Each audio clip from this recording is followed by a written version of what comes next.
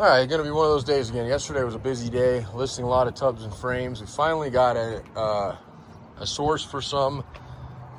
We have some ready to go in the yard, meaning that they need to be dismantled, but just really haven't had the time to do that. So, as usual, let me introduce myself. Jeremy here, Jeeps Unlimited, partsbreakers.com, 303-666-9020.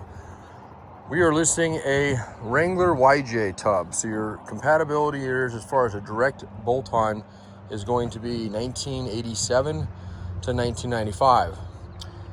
You will see out there, we even ourselves have done some videos for these comparisons and to a CJ7. And we have for years, we couldn't find a CJ7 to save our life.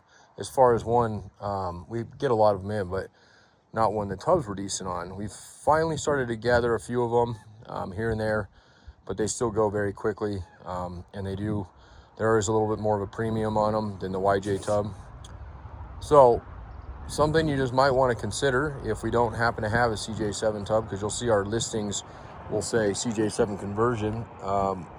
These are identical dimensional.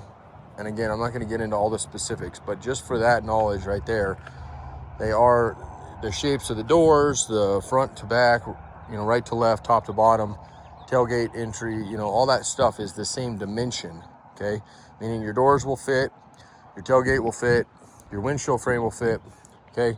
And the differences on them, again, you can check our YouTube channel out. I'm not going to get into that right now. But for those who are looking for a YJ replacement or a CJ7, let's go over this thing. The whole point of this video is for you to feel like you're standing here right next to me. So I'm gonna go over it in fine detail. We'll cover scratches, dings, any kind of damage, any kind of repair damage, and this one does have some of that. Overall, it is a nice tub, but because of the repair damage that has been somebody previously had done on it, it's going to be graded as a B. We price ours as A, B's, and C's. Rarely do I like to do C's, and I really don't do anything below that. We are in Colorado. We are a rust-free state as far as if the Jeep originated from here or somewhere out west that doesn't use salt.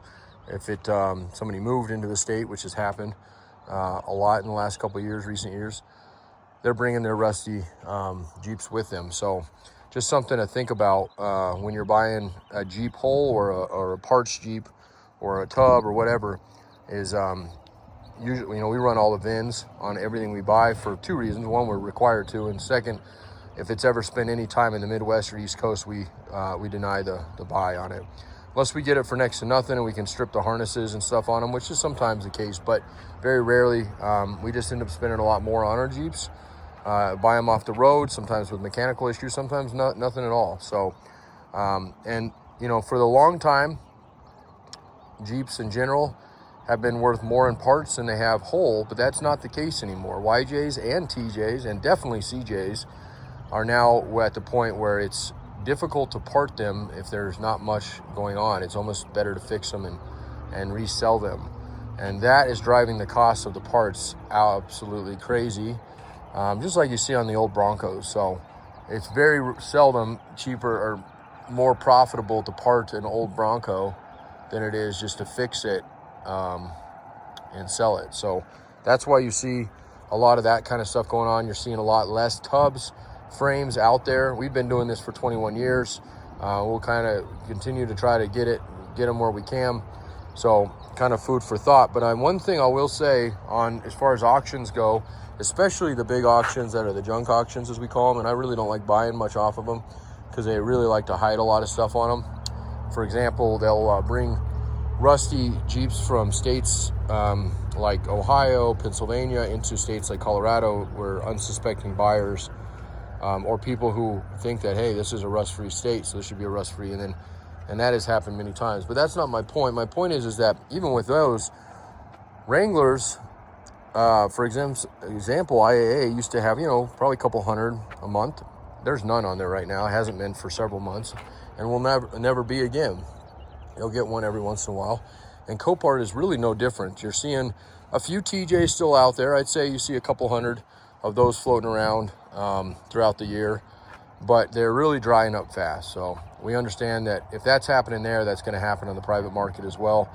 And unfortunately, that's going to really dry up our resources for these. I would expect by about 2030 that a tub like this will be nearly impossible, and when you do see them, they'll be twice as expensive as what we ask for them now. So, all right, that's my little spiel. We do have 7 acres out here. We have a lot of parts. We're changing the site a little bit. We're not going to catalog everything like we used to. We will still sell everything like we've always done, but we're not going to catalog everything. As we've learned in any inventory business, parts-based business is going to be difficult to do. The used one, as we are, is exorbitantly difficult to do. You just can't click a button and reorder, you know. So anyway, all right, well, I'm already starting to walk around. I didn't mention much up here on this cowling because it's absolutely perfect. The top of where the windshield frame goes, absolutely perfect. The firewall, absolutely perfect, okay? You might get a little oxidation on it, okay? Oxidation and surface rust. The two differences as far as we're concerned is oxidation is essentially anytime you have bare metal hits the atmosphere, it doesn't take very long, you're gonna get browning of the metal. And you see that a lot when people are putting up piping, oil crews or city jobs, and you'll see, you know, they bring in their big pipe, and really overnight, after that stuff that they coat it with, they have to grind off that stuff, flash rust pretty quickly. So that's just oxidation, pretty easy to get that stuff off. Usually that means you can take, let's just say, a Scotch-Brite pad or something very, very lightly abrasive, and it just powders right off of it, okay? Surface rust is layering of the metal, right? So flaking. Still okay in some cases and not terrible, but it just depends on how bad it is. Integrity of the metal is starting to be compromised, and we like to let you know about that, because if it is there, and especially if it's surface rust, pitting or anything like that, or even deeper cancer rot, you're going to need to know about it. So let's go real quickly. There's obviously, that's the damage I was speaking of in the very beginning, but there's a little dinger right there, you can see, but it looks like a door ding, about the same place as a good swap of a door would have been. So like I said, we're going to point out everything on these things, so there's nothing surprised on your end. Here's a little bit of what I was kind of talking about earlier, where you're getting, this is oxidized metal, not quite into the surface where you're losing actually the metal, but I would definitely want to get that coated or potentially fixed as far as sanded, primed, and repainted. So if you feel the back, and I'll flip this thing upside down here a little bit, or on the side, and really show you this so you can see there's no damage on the back of it, okay? But you're definitely getting a little bit here, you're getting a bubbling of the paint. This is a little bit deeper than oxidation, but still very surface and very light surface here, okay? And then over here, you know, it's always like playing detective, figuring out what indeed happened. So it's hard to say, but that filler was, I took that out. One of the things I like to do, I mean, this thing has been washed, although you can already see it's getting dusty. It's pretty dusty out here, high mountain desert. But one of the things I like to do is really get in there. We got a nice 5,000 PSI washer and a lot of heat, and it really does help. It's not sandblasting, but it really does help if there's something. So I was able to see a little bit of a crack in the Bondo. I knew there was something there, and I just determined with that washer just to get at it, and it eventually just lifted that whole section. So was not prepped right to begin with, and that's part of the reason that didn't last.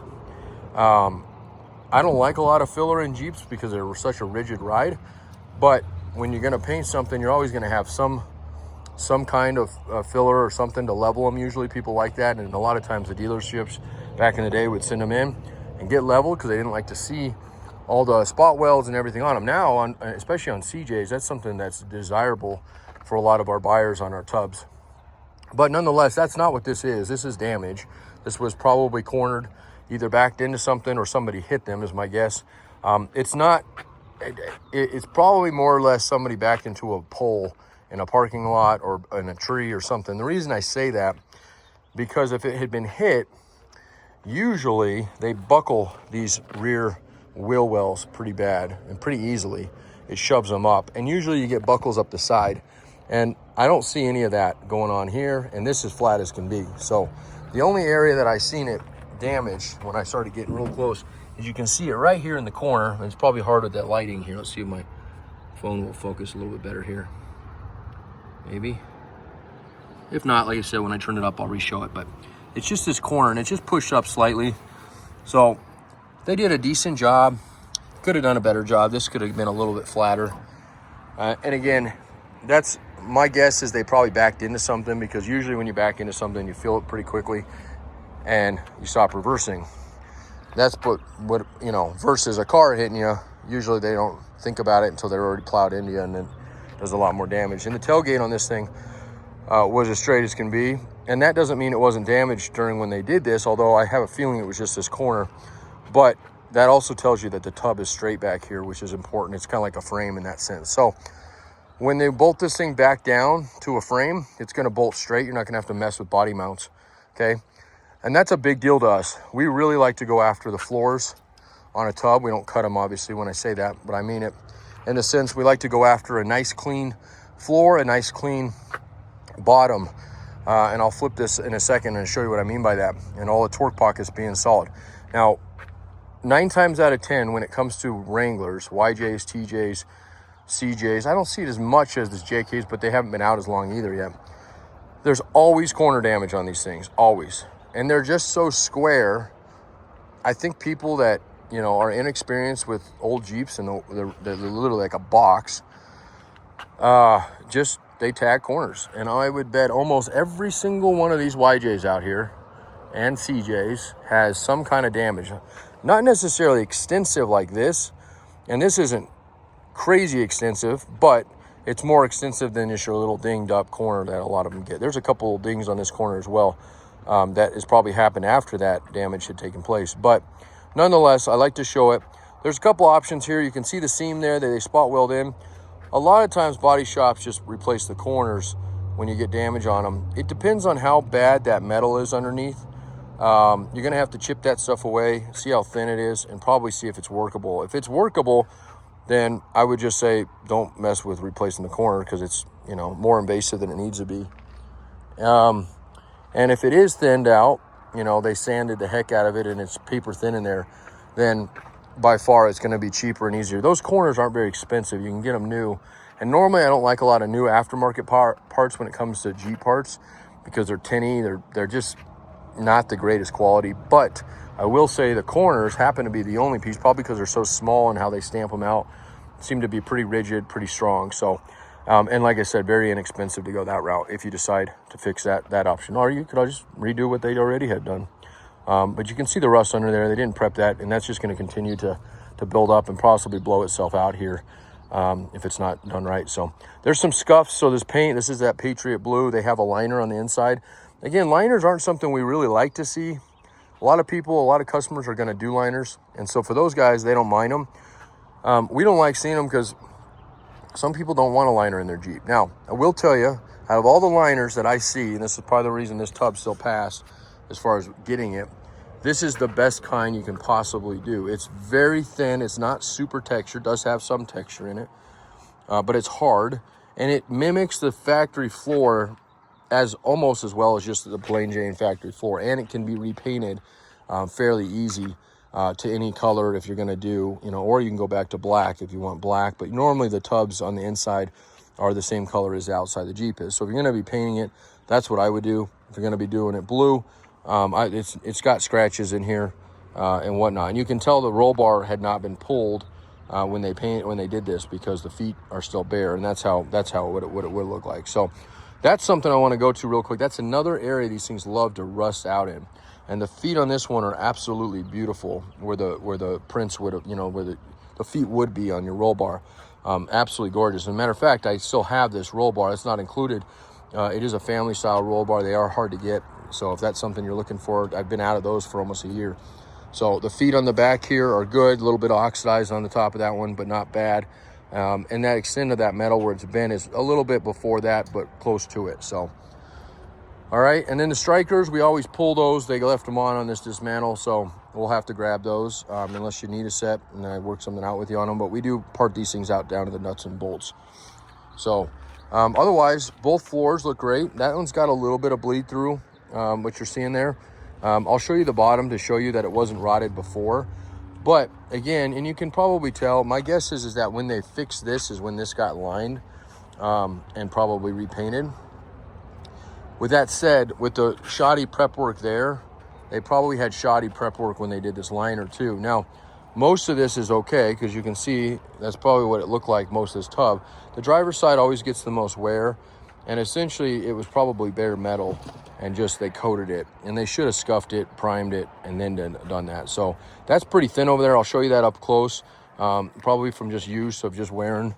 So this shouldn't be too hard to sand down and prep this right, especially if you're going to be sandblasting. It's even bare in some of these areas. So it's all real hard though, meaning that it's not soft anywhere. Normally when these rust out, this gets where you can push on them and start seeing your fingers kind of indent into the metal. So this is all nice and solid. Still like this tub a lot. And like I said, had it not been for that damage with everything else that I see on this tub, if it not been for that corner, this would be an A+. So you do get to save significant amount of money for that. It is one way to look at it. And especially if you happen to be a body guy or know a body guy, and that's not a big deal. And if it's not something you're comfortable with and you're doing your own work, I totally understand that. So, okay, bracket bolts to your seats almost always are cracked. And this one is cracked right here. You can see it and kind of push in here. It's not rusted. It's not from rust. I'll tell you what that's from here in a second. These two are great. This one is also missing the nutsert. So you'll have to replace nutsert there and here, or you can bolt from the bottom, which is what most people do. Again, not a huge deal on those. So, and you can see how thin this stuff is, because that's the bare blue right there. And so that gives you an example. They did not prep this.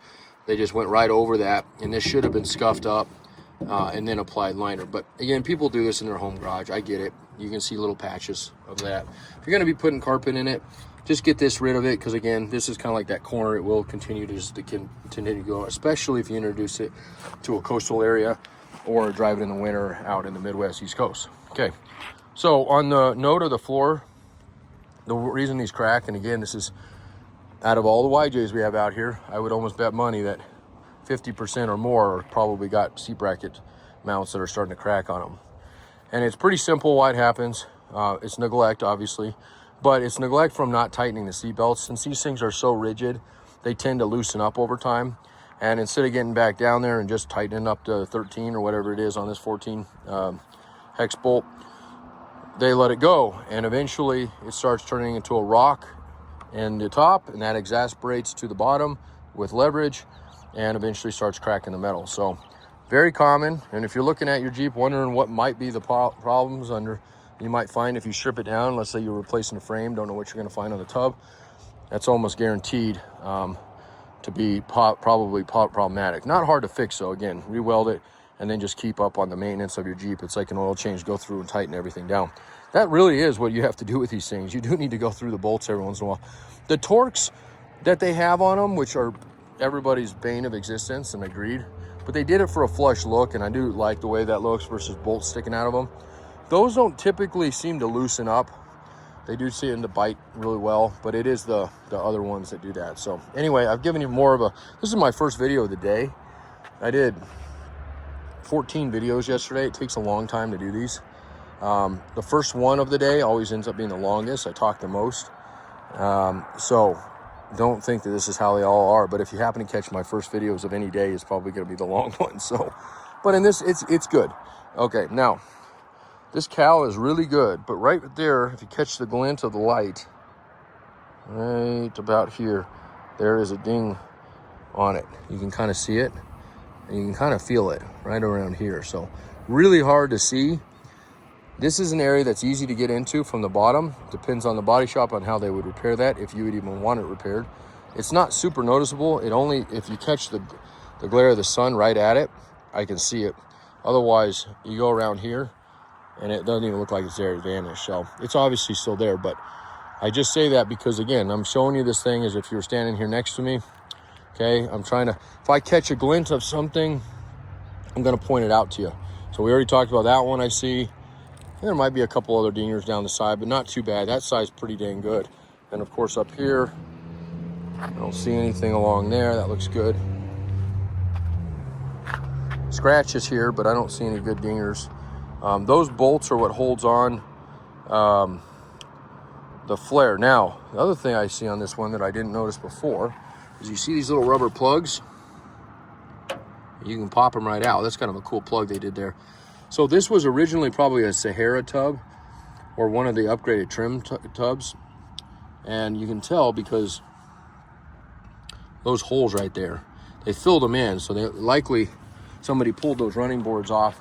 It's like a built-in step. Like if you see that black one over there, that's in his factory. It's got that runner along the bottom of it.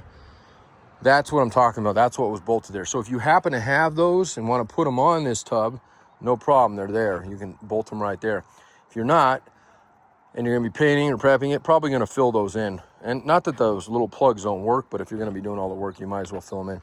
There's a couple extra holes I've seen on these flares. So again, the good news is they're all covered up by the factory flare. But my guess is that they used an aftermarket or a flare that wasn't for it and just had to make holes for them. So that's on both sides. Again, that flare mark, you can kind of see it. It does hide them if you wanted just to hide it. But if you're going to be doing all the work, it takes less than a few, I don't know, not even a minute to go through and fill those holes in with a little welder and spot them out. We've done that before. So, and that's something that we may start doing. There is a body shop in town that could potentially get this thing to where it's, you know, ready for you to bolt on and go. And they've been asking if they can take on some work. So there's always that. The problem with that is that I would be happy to entertain that, but I'm not going to do it before the sale. It becomes too difficult for us to manage our time and our cash flow out of this place if we're constantly running around doing errands like that. So if you buy this tub or put a deposit on this tub and decide, hey, I wouldn't mind you guys, you know, having a quote done on it, you're not going to be held to that unless you decide, and then we'd collect that up front. But then I'd be happy to get them to either come over or run that down to them and get a quote on, you know, fixing the corner or filling in hole, whatever you want. You know, I don't really care.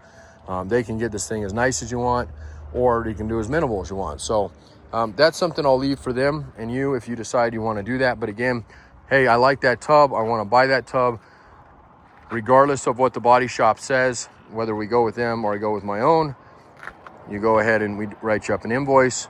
And then, you know, you mention, hey, can you get it down or can you have them come out? And like I said, they'd be more than happy to help you with that. And I have absolutely no idea what they would charge. Now, we are in a small town. That does work in some people's advantage versus being in like LA or Chicago. I say those two cities because we happen to have customers' Jeeps right now. Entire Jeep projects from both of those cities that have been shipped into us. So my guess is it's a very expensive. Our labor rate's 100 out here.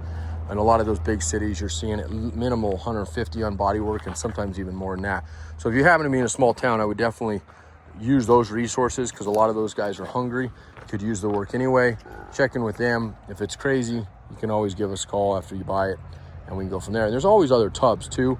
Like I said in the beginning, they are getting far and few between. So I'll have a couple others I'll list today. There's not going to be any other YJ tub. I believe this is my only YJ tub of the day. And I think it's the only tub I have dismantled right now. But I do have a red one that should be close to an A. It's pre-dismantled. This red one, actually, the hood's all messed up on it, but the body looks excellent. I think that tub might even be cleaner than the other one.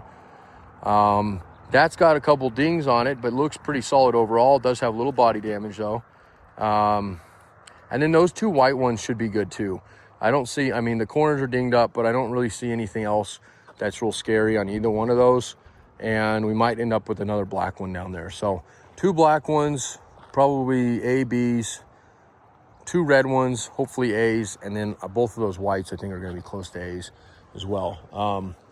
And that's it. Then we're going to be out of tubs. I know that seems like, well, that's a lot. Well, not when you've been doing this for this long and you do as many of these a year. We used to probably sell 200 tubs a year, just YJs alone. I bet we sell less than 30 this year because we just don't have that many to offer that are good, you know. And we're starting to get them like this. We don't buy a lot of wrecks, but look at that one. That one came in local. That's probably the reason we picked it up. It was a 4-liter. Those are really hard to find wiring harnesses on and ECMs. And it was a local guy, knew him. He owned the trailer place down the street. And it was unfortunate. His son lived, but they rolled that thing like 8 times. I mean, that thing's been here for 2 years. We pretty much pulled everything off we could. Just needs to be crushed. The axles are bad. It been everything. So, and then that's a perfect example of a rust bucket that I dragged back like 5 years ago from Ohio. The guy literally had it in his yard and told me to take it. Again, it had a 4-liter in it. Very hard harnesses and ECMs to get, so we grabbed it because of those, and those are usually good even on rusty Jeeps. And it has sat here for 5 years. And now it's the ornamental part of the yard that I show locals, because they have no idea what rust is, because nobody's seen rust around here, and say, this is what the guys in the Midwest, East Coast, and Florida, and Texas, coastal, Oregon, you know, this is what they deal with. And it's just shocking to them. And I'm like, this is actually not even that bad. I mean, this is terrible, but I've seen them way worse out there. And eventually we're about to clear this whole yard. We're about to do a whole reorganization. That's going to get crushed here not too long. So, all right, let me flip it upside down. This is probably officially the longest YJ video I've ever made. So thank you. And hopefully I have the energy to do the rest of them. All right, these new iPhones allow you to pause. Why could they not have done that 10 years ago? It's amazing. I love it. I can do that. Otherwise, I usually show you the sky. Anyway, want to talk real quickly about not just the bottom here, but the trip that's coming up. End of May, first week in June. I say that first week, and it totally dawned on me yesterday. My son's 40, he's turning 5, June 5th. So if I come out, it's going to be either 2 weeks before the end of May, which is like next week, probably not, or the week after his birthday, a couple days after. He may even come with me. And that's only if I even come out. There's a good chance if I can get the crew. I've contracted this crew for a long time, for 7 or 8 years now. They're amazing, but they won't come in at all in winter months. And May and June can still be winter months here in Colorado. So if I can get those guys, they're just as good as me, except faster, and we'll just use them. But nonetheless, you'll have a tub by the middle of June, or a frame if you're going to buy a frame, or both if you're going to buy both. Okay, so torque pockets. There's 11 total on a, well, I should say not even, there's 10 total on a tub. There's one up at your front radiator support, which is maybe not even considered a torque pocket, more of a captured nut area. These are all kind of that too, but okay. So we're just going to count them out. I'm going to show you how clean they are, and this is absolutely beautiful. There's no collapsing on it. There's no, not even, this is supposed to happen. Don't make the mistake and weld these in place. I've actually had people do that before. They're supposed to move to help you align it when you do install. Okay, I had a guy call me once, couldn't get it aligned, said he welded these. I'm like, well, buddy, that's not fun to undo that, and he'd done a really good job, so don't do that. Anyway, I don't know why you would anyway. It's not, it's literally designed, but it is what it is. So, okay, 1, 2, and then perfect. Again, nice clean threads. That's what we want to see, and nothing cracking around it too. We got 3, again, nice clean threads. 4, this is the one right above your gas tank that you won't be able to see until you pull the skid and this tank out. 5, this one's broken off, okay. This one has about a quarter, maybe to a half inch here, a little bit of heat, and this should be pulled, no problem. This was one of our grade A tubs that had nothing wrong with it. I would have made the guys drill this out, but we didn't, and because there's already some damage on it, I just told them, hey, break it, as it was breaking anyway, and it's the only one that did that, and then we just knock a little bit off on your end. So, okay, corners are great. Here's that spot I showed you earlier, and what it looks like, hopefully if I can get the lighting right, there's nothing in there, smooth as can be, okay? Just like I said, corners are great. That's the non-damaged side, okay? This is the damaged side. Down on my hands and knees here, show you exactly. And you can almost not see anything. You can see a little bit of the corners. So again, that corner is salvageable. I would not say you need to replace it. That really depends on you. Here's the 6 torque pocket. That one's clean threads, okay? 7. There's 8. And 9, and 10. Now I'm gonna get off my knees because that doesn't feel good. All right, the skirting is good on this thing, both sides. The boxed in area in the back, these love to blow out, especially in the Midwest, East Coast from rust. This is absolutely perfect. Not only is it perfect, but it's nice and straight. A lot of times those get banged up. This one's good. So again, this is still gonna have like a B grade, B price, you know. I'd even done a B plus if it hadn't been for like a simple thing as this little bolt broke. So that does save you, like I said, a significant amount of money, which should help pay for that repair, whether you do it or have somebody else do it. All right, guys, that's 30 minutes of your life. Thank you so much for hanging out, and maybe this helping you on your Jeep project or potentially a tub purchase. And we'll get going. That TJ one already sold. That one right next to it, that one sold. That one's coming on this trip. We have about 6 tubs right now that are going out and about 5 frames. We can fit about 12 frames if I take them out. Now it changes if they take them because they got a little bit bigger trailer. And I can fit about 10, depending on how we do it, 10 to 12 tubs. So we're about halfway there, and almost everything that I'm listing I've had calls on. So doesn't mean it's sold. I mean, I'll tell you the ones that have sold. This one has not, but definitely calls, people that I'll be firing these off to and letting them know, hey, look, this is available. This is what it looks like. And hopefully getting them sold and then moving on to the next one, okay? 303-666-9020, partsbreakers.com. I'm going to get some photos of the bottom here.